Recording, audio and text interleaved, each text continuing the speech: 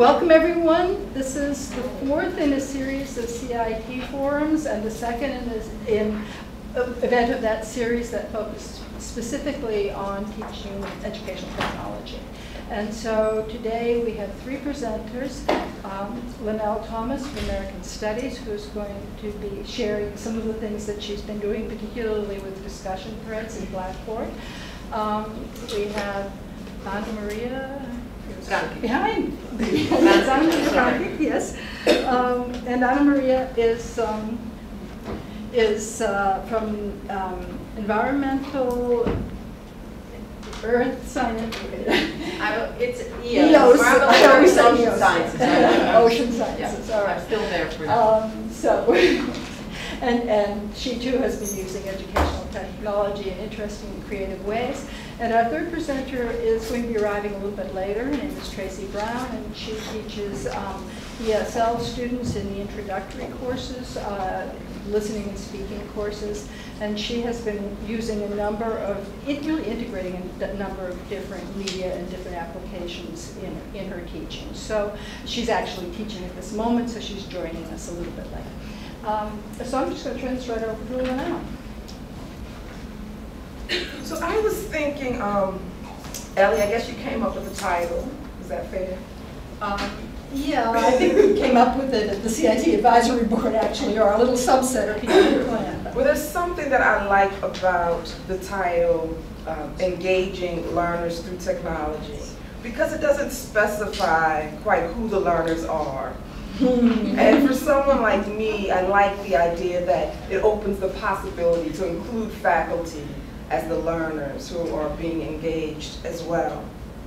There's part of the title, though, that I wonder if we could think about differently. The engaging of engaging learners, the verb, it makes it feel like it's a process that's evolving. And then we get to the through technology, the noun that's much more finite. It's suggesting maybe some fruition or some goal that's already attained. So maybe we could imagine it as engaging learners through technologizing, which is probably not a real word. Maybe just in American Studies we would use that. But at least it evokes for me the discovery and the experimentation that I think is central, or has been central for me for working with technology. And using it, one of the good things about Blackboard is that I've been able to use it and make changes incrementally over time. So that alleviates some of the anxiety of it too.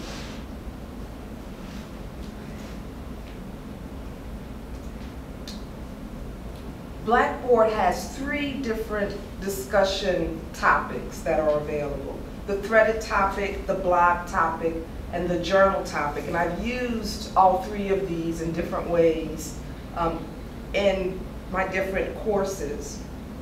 The one that I probably use the most is the journal topic.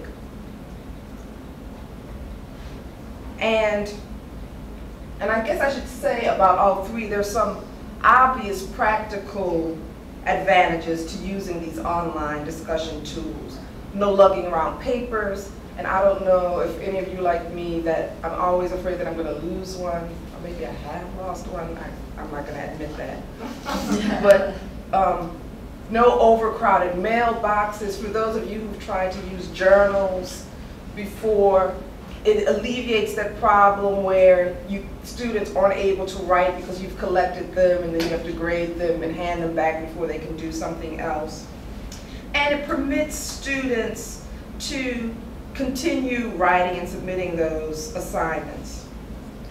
Most importantly, perhaps, it allows students to initiate conversations or continue discussions that perhaps were begun in class or that you had wished were begun in class. The journal feature I use in different ways. This course that I'm showing you is a first-year seminar, which has more guided questions that I use for students.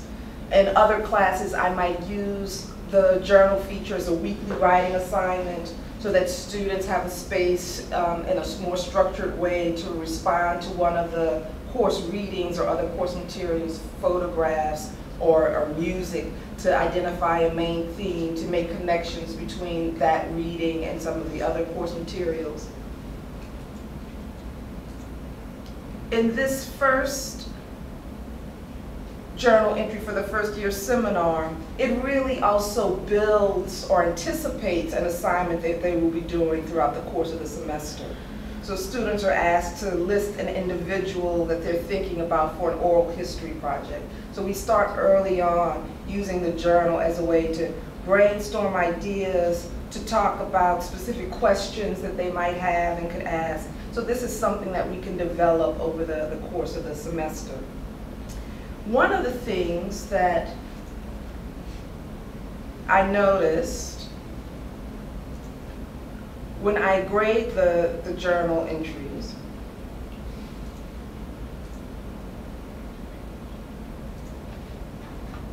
is that you can see from this early assignment, and this is not required for this, how many students read other students' posts. So I encourage students early on, especially as they are trying to figure out the professor's expectations, even though I think that I'm explaining those. It often helps students to go and see what has someone else written. It's difficult to be the first one and then to maybe position a response. What I was more surprised by, I think, is if I look at, let me go back to that. If I look at a later assignment,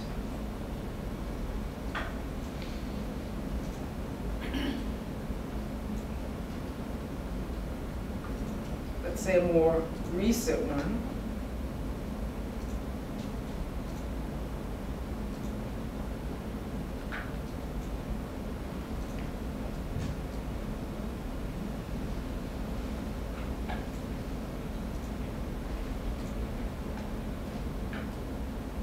that students are still well into the semester reading each other's posts, even though it's not required.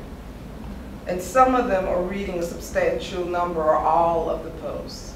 So that's something I really think I want to explore and maybe build upon in future classes, because they're already going to each other's work. So even though they might not be responding in a written form, they are still communicating with one another. And so I think that's really interesting. Another discussion feature, I guess I should say for the journal feature, I use a rubric.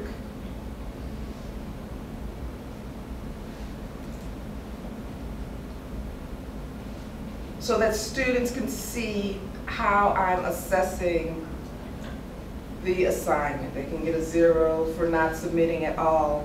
And then the different ways I talk about meeting expectations, that it shows evidence of critical thinking about and analysis of the course text, discussions, and other academic work, to satisfactory progress, that they're providing basic answers, to needing improvement. So one, it is a way to help me grading, especially if I'm having this for weekly assignments. Or even perhaps if there's a TA who does the grading. And it also, I think, helps the students to see how they can improve. And maybe I can go back to the discussion and show you what it might look like for the student. So they would have, well, let's not show that. So that was a student that we showed briefly that didn't complete it. But you can also give comments, both using the rubric and a way to give comments, and to see the good thing about the journal entries, that students have a record then of all of the work that they've submitted throughout the course of the semester, as do you as a professor, so that you can go back to the previous journal and say, oh, there I made reference to these questions, and here you've really addressed that. So a way to keep track of student progress over the semester.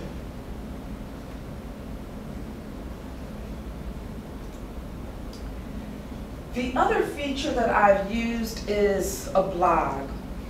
and which is not, you can probably see, really a blog, but Blackboard calls it a blog. It's not really a blog because it's not one student's ongoing thread.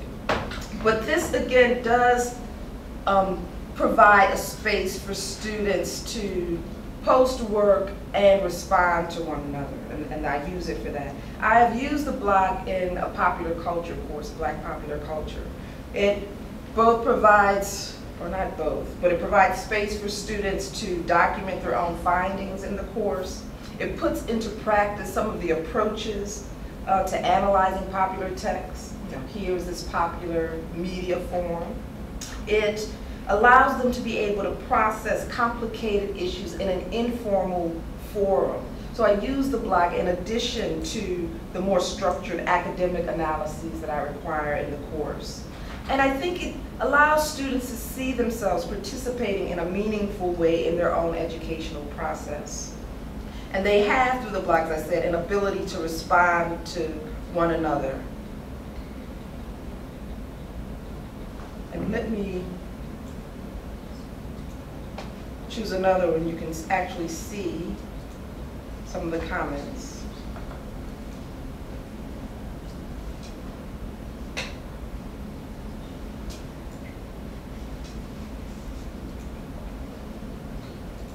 So here you see how a student has responded to another student.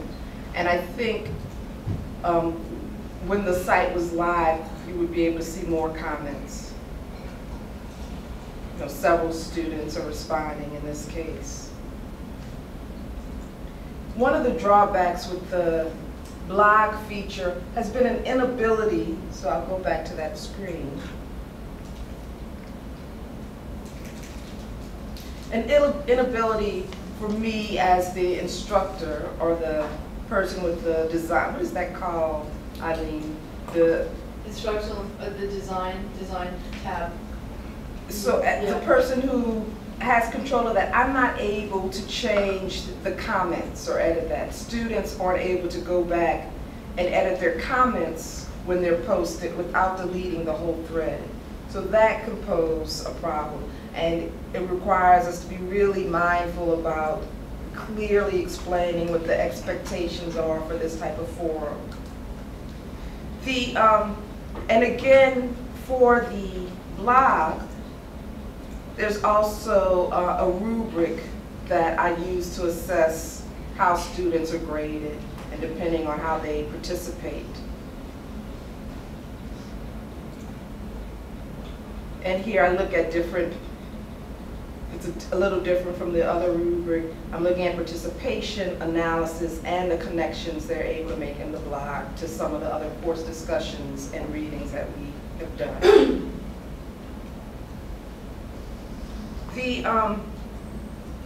And I should maybe have you look as well at some of the ways that you can set up the blog. I've included a date range that gives students an opportunity to post and respond over a period of time. You can say how many points that it's going to be worth, but also we get to decide whether or not you allow peer review, which is a feature that I haven't used, and what type of behavior, topic behavior is allowed, which includes whether or not students can edit their messages after they post to them, whether the authors are going to be anonymous, whether the discussion is going to be public. So there are ways that you can tailor this to suit whatever pedagogical needs that you have. And finally, the discussion tool that I've used probably least frequently are the threaded discussions. So let me just go to a course where I've used that.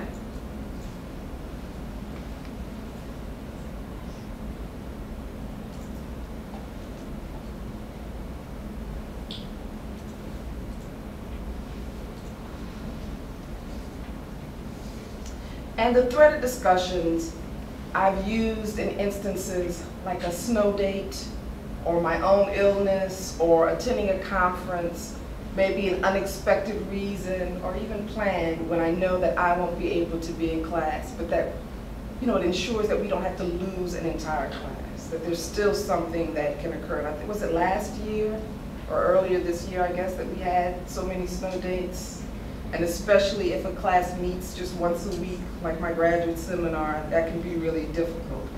And in these instances, there's several ways that we can do it. You might just have students respond to a single question that doesn't require them to respond to one another. In the graduate seminar, I've tried to replicate a class so that we see, you know, that I impose this requirement that students respond to at least 2 of their peers' questions. So you see that you can trace the threads that develop based on an initial question and how students are responding to one another. You know, there are threads within threads in this model.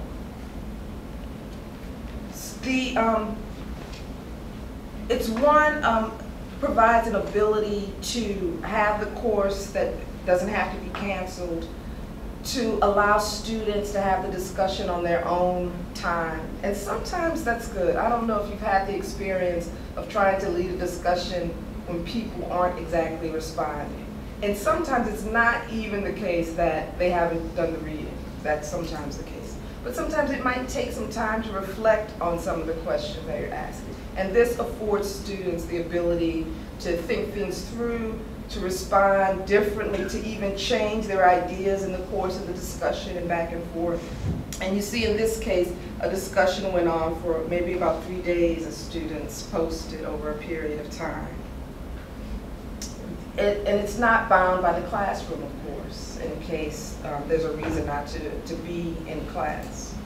I guess with any of these online discussions, and to some extent even in-class discussions, there sometimes might be the difficulty of the instructor staying on top of the discussion and, you know, guiding it in the way. Things, especially for a discussion that's online, might progress in ways that you don't intend or expect or want. So that's something else to consider.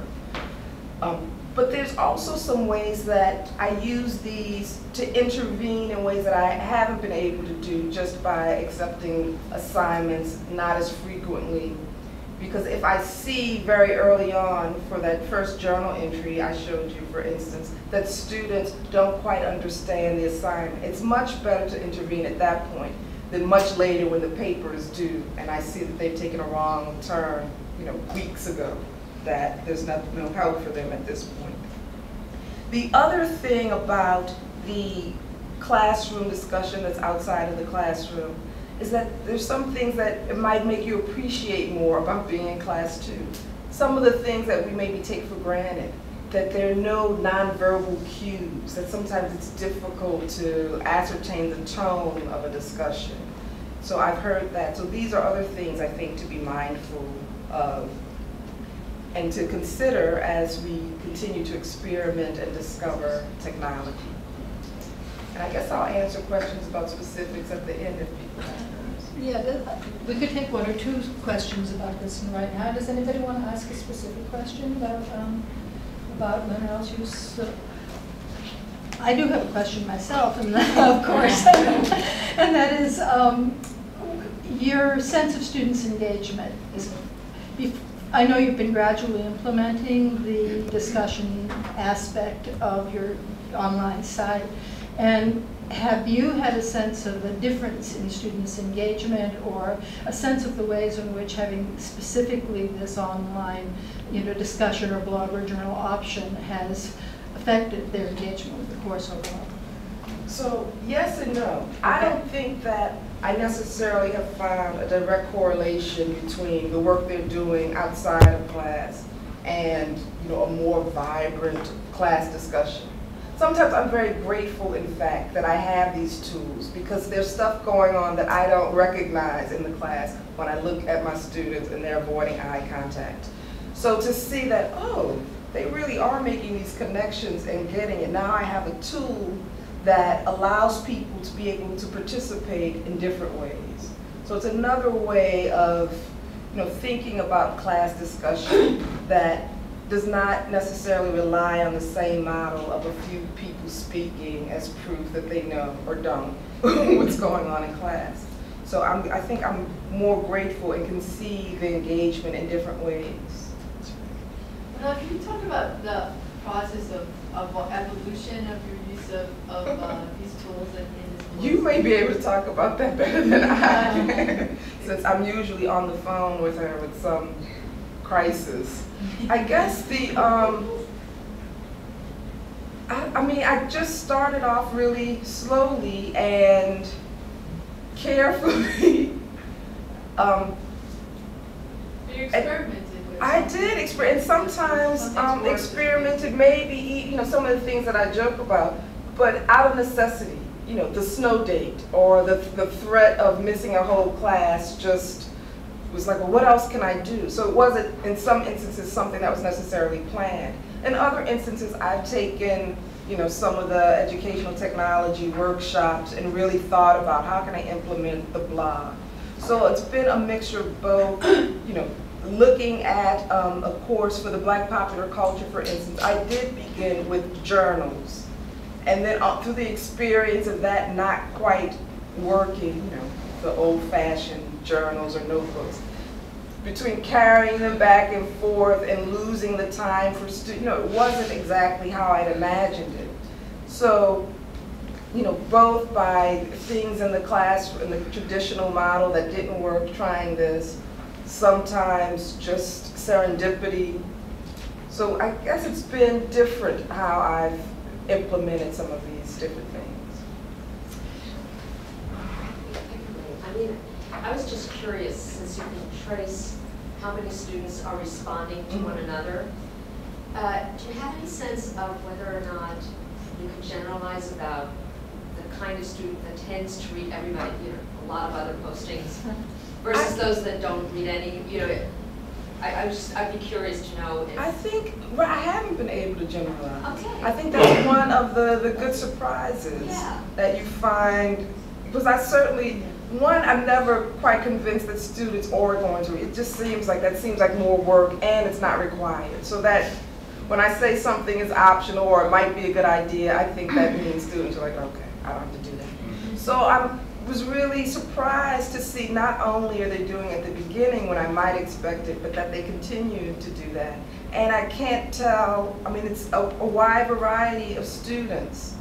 So that is interesting. So I'll keep you updated as I look into that more. And the other thing I wanted to comment on, I think Ellie and you already actually, in a way, attended to this sort of issue of what you, as someone who's reading what students are writing, get from that process. And I think you said that, you know, even in a classroom, despite the fact that there may not be a huge difference in the dynamics of a classroom as a result of the ongoing writing that students are doing, Right.